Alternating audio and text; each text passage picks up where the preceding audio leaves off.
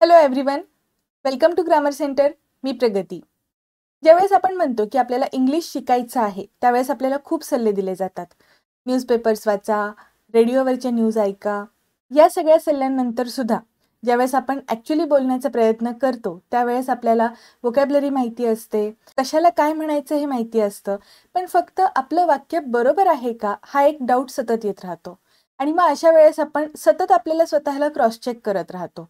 त्यामुळे तुम्हाला एक कॉन्फिडन्स मिळावा, थोडीशी एक योग्य दिशा मिळावी आणि मुळात आपण सुद्धा वाक्यरचना तयार करू शकतो हे तुम्हाला प्रॅक्टिस करत असताना रिअलाईज व्हावं, यासाठी आपली ही लेक्चर सिरीज चालू आहे. या लेक्चर सिरीजमध्ये आपण टेन्समध्ये जे काही रूल्स असतात, स्पर्धा परीक्षांसाठी जे उपयोगी पडतात ते तर निश्चितच बघतोय. मात्र त्या पलीकडे जाऊन तुम्हाला बोलण्यासाठी सुद्धा मदत व्हावी. त्याचबरोबर आपले जे रायटिंग स्किल्सचे क्वेश्चन्स असतात ते सुद्धा चांगल्या पद्धतीने अटेम्प्ट करता यावेत, साठी सुद्धा तुम्हाला ही लेक्चर सिरीज खूप युजफुल ठरणार आहे. आतापर्यंत जर तुम्ही चॅनलला सबस्क्राईब केलं नसेल तर एकदा नक्की सबस्क्राईब करा, कारण पुढचे जे व्हिडिओज आहेत ते अपलोड केल्यानंतर तुमच्यापर्यंत नोटिफिकेशन्स येतील. आज आपण आता परफेक्ट पास्ट टेन्स या एका टॉपिकला सुरुवात करत आहे, त्याबद्दल डिस्कशन सुरू करूयात. आज आपण बघणार आहे परफेक्ट पास्ट टेन्स.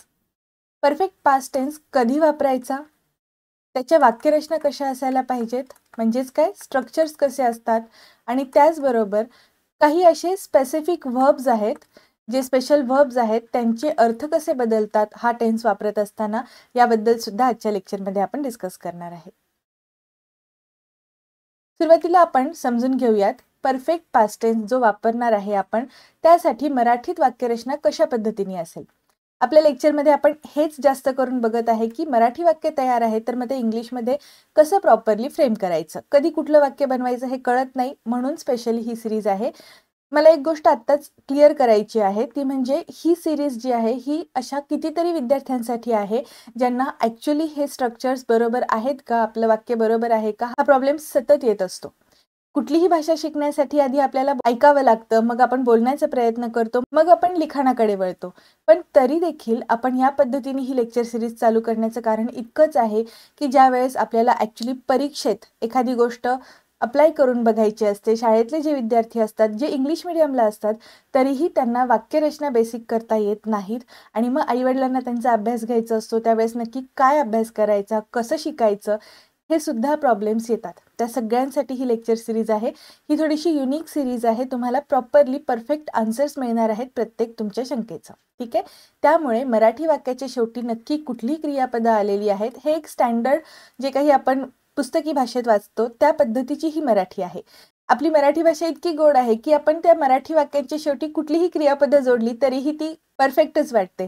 आणि महाराष्ट्रात सुद्धा मराठीचे कितीतरी व्हर्जन्स आपण बघतो, पण तरीसुद्धा शक्यतो पुस्तकी भाषेमध्ये आपल्याला जी मराठीतली वाक्यरचना दिसते त्या वाक्यांचा आपण इथे रेफरन्स घेणार आहे.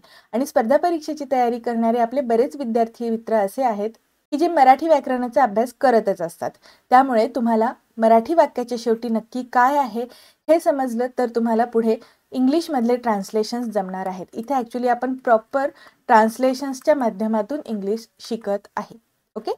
मराठी वाक्यांच्या शेवटी जर लेले होते किंवा मग लेली होती, म्हणजे एखादी मुलगी असेल तर आपण असं म्हणणार, बरोबर, किंवा मग अनेक वचन असेल तर होत्या, होते, अशा पद्धतीने आपण चेंजेस करू शकतो. होता अशी क्रियापदं असणार आहेत. पण इथे सगळ्यात महत्त्वाचं म्हणजे जे क्रियापद आहेत त्यात आपण ॲक्शन पूर्ण झालेली आहे असं सांगतो. ठीक आहे. इथे बघितलं तर तुम्ही ती आलेली होती, मग या ठिकाणी ती जी येण्याची ॲक्शन आहे ती पूर्ण झालेली आहे. मी तुला सांगितलेले होते, बरोबर, मी तुला सांगितलेले होते असं म्हणतो आपण. मग इथे सुद्धा लेले होते आलेला आहे, म्हणजे इथे क्रिया पूर्ण झाली हा आपल्याला बोध होतो. आता आपण बघूयात परफेक्ट पास्ट टेन्सच्या वाक्यरचना कशा करायच्या. सुरुवातीला लक्षात घ्या आपण भूतकाळ वापरत आहे, त्यामुळे जिथे ॲक्शन पूर्ण होणार तिथे आपण जी हॅवची रूपं आहेत त्यातलं हॅड हे हेल्पिंग वर्ब वापरणार. हॅव आपण प्रेझेंट टेन्समध्ये वापरतो, हॅज देखील आपण प्रेझेंट टेन्समध्ये वापरतो, पण तो सिंग्युलर कर्त्यांसाठी वापरलेला असतो. या ठिकाणी आपल्याला हॅडचा वापर केल्यामुळे इथे ऑलरेडी भूतकाळ आहे हे लक्षात येतं. आणि त्याहून महत्त्वाची गोष्ट म्हणजे कोणताही टेन्स असू दे, जिथे आपण तो पूर्ण झालेला आहे असं दाखवतो तिथे आपल्याला व्हर्बचा थर्ड फॉर्म वापरायचा असतो. ठीक आहे. याबद्दलच आता आपण डिस्कशन करूयात. एक सब्जेक्ट असेल वाक्यातला, त्यानंतर आपण हॅडचा वापर करणार. मग इथे हॅड वापरल्यानंतर व्हर्बचा थर्ड फॉर्म आपण वापरणार आणि मग ऑब्जेक्ट वापरणार. ओके. जिथे कुठे हॅव, हॅज, हॅड हे आपण हेल्पिंग व्हर्ब सारखे वापरतो, त्यावेळेस आपल्याला तिथे त्यानंतर व्हर्बचा थर्ड फॉर्म वापरणं गरजेचं असतं, जर आपण तिथे पूर्ण काळ दाखवत असेल तर. ओके. ही गोष्ट सगळ्याही टेन्सेसमध्ये म्हणजे प्रेझेंट, पास्ट आणि फ्युचर सगळीकडे लागू पडते, त्यामुळे हा पॉईंट खूप महत्त्वाचा आहे. ओके. टेन्स कोणता आहे ते ओळखा किंवा मग करेक्शन करा. खालीलपैकी कोणतं वाक्य बरोबर आहे ते ओळखा. अशा पद्धतीचे जे क्वेश्चन्स असतात तिथे तुम्हाला याची खूप मदत होणार आहे. आता हे जे आपण वाक्य बघितलं सुरुवातीला, हे आहे एक पॉझिटिव्ह वाक्य, अफर्मेटिव्ह सेंटेन्स. याला जर आपल्याला नकारार्थी करायचं असेल आणि नॉट हा शब्द आपल्याला प्लेस करायचा असेल, तर तो आपण हॅडच्या नंतर आणि जे व्हर्बचं थर्ड फॉर्म वापरतोय त्याच्या आधी, म्हणजेच काय, दोन व्हर्ब्सच्या मध्ये आपण ते वापरणार आहे. सब्जेक्ट नंतर हॅड असेल, त्यानंतर नॉटचा वापर होईल, मग व्हर्बचा थर्ड फॉर्मच वापरायचा, कारण त्याशिवाय तो पूर्ण काळ आहे हे लक्षात येणार नाही. ओके. आणि मग ऑब्जेक्ट असेल वाक्यामध्ये. व्हर्बल क्वेश्चन विचारण्यासाठी आपण हॅड हे हेल्पिंग व्हर्ब वापरणार, त्यानंतर सब्जेक्ट, मग व्हर्बचा थर्ड फॉर्म आणि ऑब्जेक्ट असेल. क्वेश्चन मार्क सुद्धा द्यायला विसरायचं नाही. त्यानंतर आपण WH टाईप क्वेश्चन्स जर बनवणार असेल तर आपण हे जे स्ट्रक्चर असतं ना व्हर्बल क्वेश्चन्सचं, त्याच्या आधी WH वर्ड ॲड करायचा आहे. आणि इथे एक खूप महत्त्वाची गोष्ट आहे, ती म्हणजे कधी कधी आपल्याला काही प्रिपोजिशन्सचा सुद्धा वापर करावा लागतो. आतापर्यंत जे आपण बेसिक बघितलेले आहेत लेक्चर्स, त्यामध्ये ही गोष्ट मी मुद्दाम मेन्शन केली नव्हती की बेसिक तुम्हाला स्ट्रक्चर्स तरी आधी समजावेत आणि त्या पद्धतीच्या वाक्यरचना, एकदम बेसिक मिनिमम सोप्या वाक्यरचना तुम्हाला करता याव्यात, म्हणून आपण तो पॉईंट तिथे नव्हता बघितला. पण आता आपण एक गोष्ट आणखीन ॲडव्हान्स बघूयात, ती म्हणजे ज्यावेळेस आपण WH टाईपचे वर्ड्स वापरलेले असतात तिथे कधी कधी आपल्याला काही प्रिपोजिशन्सचा सुद्धा वापर करावा लागतो. म्हणजे for example, to whom, by which, for what, अशा पद्धतीने सुद्धा तुम्ही कधी कधी वाक्य बनवू शकता. म्हणजे फक्त WH वर्डच सुरुवातीला आला पाहिजे अशी काही अट नसते. योग्य प्रिपोजिशन सुद्धा आपण वापरू शकतो. हे जे आतापर्यंत आपण शिकलो त्याच्यापेक्षा थोडंसं ॲडव्हान्स लेवलचं आहे. सोपं आहे, मात्र ते अजिबात अवघड नाही. आता आपण जे स्ट्रक्चर बघितले त्याची एक प्रॅक्टिस म्हणून एक्झाम्पल्स बघूयात. एक्झाम्पल आहे, मी तिला आधीच माहिती दिलेली होती, किंवा मी तिला आधीच सांगितलेलं होतं, मी तिला आधीच सूचना दिलेली होती. अशा पद्धतीने तुम्ही मराठी वाक्याच्या शेवटी लेली होती हे क्रियापद वापरलेलं आहे. लेलीमध्ये तुम्हाला ॲक्शन पूर्ण झालेले दिसते आणि होतीमध्ये भूतकाळ दिसतो, म्हणून हा आहे पूर्ण भूतकाळ. या वाक्याला जर आपल्याला ट्रान्सलेट करायचं असेल तर आपण आय हा कर्ता वापरलेला आहे, त्यानंतर हॅडचा वापर केलेला आहे, नंतर इन्फॉर्म्ड हे V3 वापरलं आणि हर हा आपला आहे ऑब्जेक्ट. आता इथे एक खूप महत्त्वाची गोष्ट आहे, ती म्हणजे हे जे ॲडव्हर्ब्स असतात हे आपण कसे प्लेस करायचे यासंबंधी खूप महत्त्वाचा एक रूल आहे, तो आपण थोडक्यात डिस्कस करूयात. आणि हा जो रूल आहे हा आपल्याला नॉटसाठी सुद्धा उपयोगी पडणार आहे. ओके. ते कसं ते समजून घ्या. जर आपण एकच व्हर्ब वापरला असेल वाक्यात तर त्याच्यानंतर नॉट वापरायचं. जर वाक्यामध्ये आपण दोन व्हर्ब्स वापरत असू, म्हणजे एक हेल्पिंग व्हर्ब असेल, एक मेन व्हर्ब असेल, अशा पद्धतीने, तर त्याच्या दोघांच्या मध्ये आपल्याला नॉट हा शब्द वापरायचा असतो. आणि ॲडव्हर्ब्सच्या बाबतीत पण हे असंच असतं. ठीक आहे. आणि जर का वाक्यामध्ये 3 व्हर्ब्स दिलेले असतील, म्हणजे 1-2 हेल्पिंग व्हर्ब्स असतील, एखादा मेन व्हर्ब असेल, तर तिथे काय करायचं, जे पहिलं व्हर्ब येतं त्याच्यानंतर आपल्याला नॉट शब्द वापरायचा किंवा मग गरज असेल तेव्हा ॲडव्हर्बचा वापर करायचा. या वाक्यात तुम्ही बघितलं तर आपण इथे जो नॉट शब्द वापरलाय हा हॅड नंतर वापरला आणि इन्फॉर्मच्या आधी वापरला. हॅड हे काय आहे, हेल्पिंग व्हर्ब, आणि इन्फॉर्म काय आहे, मेन व्हर्ब. आलं लक्षात? दोन व्हर्ब्स आहेत ना, मग आपण व्हर्बच्या मध्यभागी दोघांच्या मध्ये हा शब्द इन्क्लूड करणार. आता इथे मी वाक्य बनवताना ऑलरेडी हा शब्द स्किप केला. जसेच्या तसे सगळेच शब्द आपण वापरले पाहिजेत असं काही नाहीये. वाक्याच्या अर्थानुसार आपल्याला काही बेसिक चेंजेस करावे लागतात. हे पहिलं जे वाक्य आहे, आय हॅड ऑलरेडी इन्फॉर्म्ड हर, या वाक्यामध्ये आपण काय बघत आहोत की मी तिला आधीच सांगितलेलं होतं. बरोबर. हे आधीच सांगितलेलं आहे हे आपल्याला हायलाईट करायचंय, महत्वाचं आहे. यासाठी आपण हा शब्द इथे वापरला. हे ॲडव्हर्ब आहे, ते पण तुम्ही बघा दोन व्हर्ब्सच्या मध्ये वापरलेलं आहे. त्यातलं एक हेल्पिंग व्हर्ब आहे, एक आहे मेन व्हर्ब. ओके. मग आता आपण मी तिला आधीच नव्हतं सांगितलं असं वाक्य नाही बनवत. मी तिला सांगितलेलं नव्हतं असं एक सिंपल वाक्य बनवतो आपण, म्हणून हा ऑलरेडी शब्द मी या वाक्यामध्ये लिहिलेला नाही. ओके. पण जर तुम्हाला म्हणायचं असेल की मी तिला आधी नव्हतं सांगितलं, तर तिथे तुम्ही I had not informed her earlier असं वापरू शकता. ठीक आहे. वाक्यरचनेमध्ये बदल होतात, वाक्य बनवत असताना आपल्याला गरजेनुसार काही शब्द वापरावे लागतात ॲडिशनली, मात्र जे स्ट्रक्चर्स आहेत त्यात काहीही बदल होत नाहीत, म्हणून यावरती मी भर देत आहे. आता आपण बघूयात व्हर्बल क्वेश्चन कसा बनवायचा. म्हणजे मी तिला आधीच सांगितलं नव्हतं का, हा प्रश्न आपण म्हणतोय. मग हॅडंट आय ऑलरेडी इन्फॉर्म्ड हर, हे मी इथे निगेटिव्ह शब्द वापरून वाक्य बनवलेलं आहे. आतापर्यंतच्या स्ट्रक्चर्समध्ये मी तुम्हाला हे अशा पद्धतीने निगेटिव्ह व्हर्बल क्वेश्चन बनवायचं सांगितलं नव्हतं, मात्र या लेक्चरमध्ये आपण काही ॲडव्हान्स लेवलच्या गोष्टी बघत आहोत. मी तिला सांगितलं नव्हतं का आधी हे करू नको, हे आपल्याला म्हणायचं. मग अशा वाक्यासाठी प्रॉपरली तुम्हाला इथे नकारार्थी शब्द सुद्धा इन्क्लूड करणं गरजेचं आहे. त्यामुळे हॅडंट आय ऑलरेडी इन्फॉर्म्ड हर हे वाक्य आपलं प्रश्नार्थक स्वरूपात बनवावं लागेल. ओके. नेक्स्ट आहे मी कोणाला सांगितलं होतं. आता इथे सुद्धा मी ऑलरेडी शब्द स्किप केलेला आहे, कारण मला इथे तसा प्रश्न बनवताना गरज वाटत नाही. मी कोणाला सांगितलं होतं, हुम हॅड आय इन्फॉर्म्ड असं वाक्य असेल तरीही ते बरोबर आहे. ओके. मग आता लक्षात घ्यायचं, ज्यावेळेस मी तुम्हाला होमवर्कसाठी क्वेश्चन्स देते तिथे प्रत्येक शब्द आलाच पाहिजे असं काही हट्ट धरायचा नाही. जे गरजेचं आहे वाक्य अर्थपूर्ण बनवण्यासाठी थोडेफार आपल्याला चेंजेस करावे लागले तर ते करणं सुद्धा आता आपल्याला जमलं पाहिजे. आता आपल्याला जो एक खूप इम्पॉर्टंट क्वेश्चन असतो तो म्हणजे एरर डिटेक्शन. त्याचबरोबर इम्प्रूव्हमेंटचे जे क्वेश्चन्स असतात, पिलर्सच्या क्वेश्चनमध्ये सुद्धा आपल्याला या टॉपिकवरती प्रश्न आलेले दिसतात. आणि त्याहून महत्त्वाचं म्हणजे क्लोज टेस्ट सारख्या टॉपिकसाठी सुद्धा तुम्हाला या गोष्टींची मदत होणार आहे.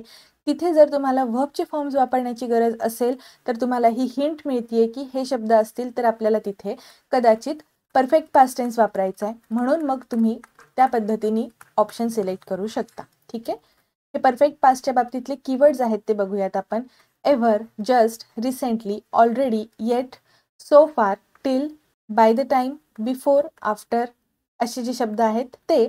त्याचबरोबर काही क्लॉजेसच्या वाक्यांमध्ये आपल्याला since, for, how long, all, through out, all along अशा पद्धतीने सुद्धा परफेक्ट पास्टचे सेंटेन्सेस बघायला मिळतात. ठीक आहे. त्यामुळे आपल्याला या पद्धतीने लक्षात ठेवायचं आहे की कोणत्या टेन्सनुसार कीवर्ड्स वापरायचे. आता इथे आपण जे सुरुवातीला शब्द लिहिलेले आहेत हे सगळे जे कीवर्ड्स आहेत हे आपण मुळात परफेक्ट टेन्ससाठी वापरतो. मग हा परफेक्ट पास्ट असू देत किंवा परफेक्ट प्रेझेंट असू देत, त्या दोघांसाठी आपण याच पद्धतीचे शब्द वापरलेले असतात. इथे तुम्हाला समजतंय की ॲक्शन पूर्ण झालेली आहे. ओके. आता आपण बघूयात हा परफेक्ट पास्ट टेन्स वापरायचा कधी. परफेक्ट पास्ट आपण कधी वापरतोय, भूतकाळामध्ये वापरतोय, बरोबर.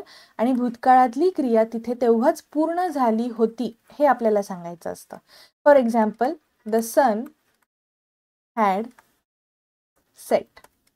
आता सेट हा असा शब्द आहे की ज्याचं V1, V2 आणि V3 हे सेट असंच आहे. ओके. आणखीन एक शब्द आहे तो म्हणजे पुट किंवा मग कट. असे आणखी काही वर्ब्स तुम्हाला आठवत आहेत का ज्याचं V1, V2 आणि V3 सेम आहे, हे तुम्ही मला कमेंट बॉक्समध्ये नक्की सांगा. इथे आपण सेंटेन्स बघितलेला आहे की भूतकाळात ती क्रिया तेव्हा घडलेली होती. तिथे ती ॲक्शन पूर्ण झाली होती भूतकाळातच हे आपण सांगतोय, म्हणून कोणता टेन्स वापरला आपण, परफेक्ट पास्ट टेन्स. द सन हे आपलं सब्जेक्ट आहे, त्यानंतर हॅड वापरलेलं आहे आणि मग आपण सेट हे V3 वापरतोय. ओके. आता हे V3 आहे हे कशावरून, तर इथे हॅड हे हेल्पिंग वर्ब वापरलं म्हणून हा आहे परफेक्ट टेन्स. आणि परफेक्ट टेन्समध्ये आपण हॅड नंतर V3 चा वापर करतो. ओके. हे स्ट्रक्चर्सच आहेत, मग असे आपण बघितलेले ऑलरेडी. त्यामुळे जर आपल्याला टेन्स कोणता हे ओळखा असं ज्यावेळेस सांगतात त्यावेळेस ही गोष्ट नेहमी लक्षात ठेवायची, हॅड प्लस V3 किंवा हॅव हॅज प्लस V3 आलं तर तो असणार आहे परफेक्ट टेन्स. त्यानंतर आणखीन एक महत्त्वाची गोष्ट ती म्हणजे आपल्याला असं वाटतं की एका वेळी दोन क्रिया घडलेल्या आहेत. ओके. पण त्यातल्या त्यात एक क्रिया आधी घडलेली असते. फॉर एक्झाम्पल, मी जर म्हटलं मी जेवण झाल्यानंतर फिरायला गेले होते, या ठिकाणी दोन क्रिया घडत आहेत. एक आहे जेवण होण्याची क्रिया. ठीक आहे. मग आपण इथे फॉर एक्झाम्पल डिनर म्हणूयात. ओके. आणि दुसरी क्रिया आहे फिरायला जाण्याची, मग आपण त्यासाठी फॉर अ वॉक असं म्हणूयात. ठीक आहे. आता एक खूप इंटरेस्टिंग रूल आपण कव्हर करणार आहे, अजिबात व्हिडिओ स्किप करू नका. 90% मुलांचं हेच चुकतं जिथे हॅड आणि हॅडची रचना आलेली असते, म्हणजे हॅड हे शब्द जवळजवळ वापरलेले असतात, ते चुकीचे आहेत असं वाटतं. त्याबद्दल इथे लगेचच आपण ती गोष्ट क्लिअर करूयात. खूप इम्पॉर्टंट पॉईंट, खूप महत्त्वाचा रूल आपण डिस्कस करणार आहे, व्यवस्थित लक्ष देऊन बघा. आपण एक वाक्य बनवलेलं आहे, त्यात आपण म्हणतोय की मी जेवण झाल्यानंतर फिरायला गेले होते. ओके, मग या ठिकाणी एक क्रिया आधी झाली, ती कुठली होती? जेवण होण्याची. आणि नंतर घडलेली ॲक्शन कोणती होती? फिरायला जाण्याची. दिसताना वाटतं की त्या दोन क्रिया एका वेळी घडल्या, पण त्यातल्या त्यात आधी झालेली जी ॲक्शन असते ती आपल्याला वापरायची आहे परफेक्ट टेन्समध्ये, म्हणजेच काय? परफेक्ट पास्ट टेन्समध्ये. या वाक्याला आपण व्यवस्थित लिहून घेऊयात. I went for a walk after I had my dinner. Okay, आता या वाक्यात आपण हे जे पहिलं वाक्य बनवलेलं आहे, मी फिरण्यासाठी गेले, हे वाक्य आपण सिंपल पास्टमध्ये वापरलं. आणि हे जे दुसरं वाक्य आहे हे आपण परफेक्ट पास्ट टेन्समध्ये वापरलेलं आहे. आता या वाक्यात आपण दोन हॅड जवळजवळ वापरतोय. म्हणजे हे काय आहे नक्की? जेवण घेणे, जेवण करणे यासाठी आपण टू हॅव हे एक मेन व्हर्ब म्हणून वापरतोय. आणि ह्या हॅवचं जे काही व्हर्बचं थर्ड फॉर्म आहे ते असणार आहे हॅड. आणि जेव्हा आपण परफेक्ट पास्ट टेन्स बनवतोय तेव्हा आपल्याला हॅड हे एक हेल्पिंग व्हर्ब म्हणून कंपल्सरी वापरावंच लागतं. मग सुरुवातीला आपण जे हॅड वापरतो हे एक हेल्पिंग व्हर्ब म्हणून वापरतो आणि त्यानंतर जे वापरलेलं हॅड आहे हे V3 आहे. Okay, I had my coffee, I had dinner असे सेंटेन्सेस करेक्ट असतात, ते चुकीचे नसतात. ओके, ग्रॅमॅटिकली त्यात काहीही एरर नसतो. आणि आत्तापर्यंत माझं असं ऑब्झर्वेशन आहे की एरर डिटेक्शनच्या क्वेश्चन्समध्ये हा क्वेश्चन टाकला की विद्यार्थी याच पार्टमध्ये एरर आहे असं सांगतात. त्यामुळे ही मिस्टेक आपल्याकडून होऊ द्यायची नाही. खूप महत्त्वाचा रूल आहे हा. आता आपण बघूयात परफेक्ट पास्ट टेन्सचा वापर आपण आणखीन कधी करू शकतो. आपल्याला बोलत असताना प्रत्येकच गोष्ट घडली आहे असं सांगायचं नसतं. काहीतरी घडायचं राहून गेलं असं पण आपल्याला बोलण्याची वेळ येते. म्हणजे प्रत्येकच वेळी आपण कृती झाली हे नाही बोलत, काहीतरी राहून गेलं याबद्दल सुद्धा आपल्या संभाषणात वाक्य बनवण्याचा प्रसंग आपल्यावरती येतच असतो. त्यामुळे असे जे सेंटेन्सेस आहेत ते कसे बनवायचे, त्यासाठी कुठल्या व्हर्ब्सची मदत घ्यायची हे इथे आपण बघूयात. एखादी क्रिया घडायची राहून गेली असं सांगत असताना आपण want, hope, expect, think, suppose, mean आणि इंटेंड हे शब्द परफेक्ट पास्टमध्ये वापरू शकतो. आता एक थोडक्यात एक्झाम्पल बघूयात, मग तुम्हाला समजेल. मी जर म्हटलं I had intended to go to Delhi, या वाक्यामध्ये मी हॅडचा वापर केलेला आहे आणि मग इंटेंडेड हा शब्द वापरला. या वाक्याचा अर्थ काय आहे? मी दिल्लीला जायचा प्लॅन केलेला होता. म्हणजे आपण काय म्हणतोय? प्लॅन केलेला होता. मग या वाक्यात मराठी वाक्याच्या शेवटी लेला होता असं आलेलं आहे, म्हणजे आपण परफेक्ट पास्ट टेन्स वापरतोय, बरोबर आहे. पण वाक्याचा अर्थ काय? वाक्याचा अर्थ आहे नकारार्थी. म्हणजेच काय? प्लॅन केला होता पण तो वर्क झाला नाही, तसं घडलं नाही. ठीक आहे, त्यामुळे एखादी गोष्ट आपण ठरवली होती मात्र ती घडलीच नाही, ती घडायची राहून गेली असं सांगायचं असेल तर आपण अशा पद्धतीने हे जे वर्ब्स आहेत हे वापरू शकतो. किंवा मग आणखीन एक गोष्ट लक्षात ठेवा, थोडंसं वेगळ्या पद्धतीने लक्षात ठेवा. हे जर शब्द असतील, परत एकदा रिपीट करूयात. Want, hope, expect, think, suppose, mean, intend हे जर शब्द तुम्ही परफेक्ट पास्ट टेन्समध्ये वापरले तर तिथे अर्थ काय निघणार आहे वाक्याचा? ती कृती मुळात घडलीच नाही. ओके, आय होप तुम्हाला आत्तापर्यंत आपण जे काही स्ट्रक्चर्स आणि रूल्स बघितले, नक्की कधी कुठला टेन्स वापरायचा हे बघितलं, ते समजलं असेल. तर आता आपण जे काही रूल्स आणि स्ट्रक्चर्स बघितले आहेत त्यांच्या बेसिसवर हा होमवर्क क्वेश्चन तुम्ही अटेम्प्ट करा. याचं जे उत्तर असेल ते तुम्ही मला कमेंट बॉक्समध्ये सांगा. वाक्य काय आहे? त्याने त्याचे सर्व काम पूर्ण केलेले होते. ठीक आहे, याचा तुम्ही पॉझिटिव्ह सेंटेन्स बनवा, निगेटिव्ह सेंटेन्स बनवा, व्हर्बल क्वेश्चन बनवा आणि त्याचबरोबर WH टाईप क्वेश्चनसुद्धा बनवा. सगळ्या गोष्टींचा प्रयत्न करा. तुमची उत्तरं कमेंट बॉक्समध्ये सांगा किंवा मग तुम्ही टेलिग्रामवरती सुद्धा मला पर्सनली तुमचे जे काही उत्तरं आहेत ती सांगू शकता. मी तुम्हाला चेक करून सांगेल, म्हणजे तुम्हाला तुमच्यात काय इम्प्रूव्हमेंट करण्याची गरज आहे किंवा आपलं बरोबर आहे की नाही हे लगेचच समजेल. आय होप आता तुम्हाला परफेक्ट पास्ट टेन्स कधी वापरायचा हे समजलं असेल. जे काही बेसिक, एकदम बेसिक होतं ते आपण सुरुवातीच्या लेक्चर्समध्ये बघितलं. आता थोडंफार आपण ॲडव्हान्स लेवलकडे जात आहोत. म्हणजे कशा पद्धतीने नकारार्थी वाक्य बनवू शकता तुम्ही, नकारार्थी प्रश्न कसे बनवायचे याबद्दल सुद्धा आज आपण डिस्कशन केलेलं आहे. अशाच पद्धतीने ही लेक्चर सिरीज सुरू राहील. या सिरीजमधले पुढचे पार्ट्स अपलोड झाल्यानंतर तुमच्यापर्यंत नोटिफिकेशन येण्यासाठी चॅनलला नक्की सबस्क्राईब करा. भेटूयात पुढच्या लेक्चरमध्ये. थँक्यू.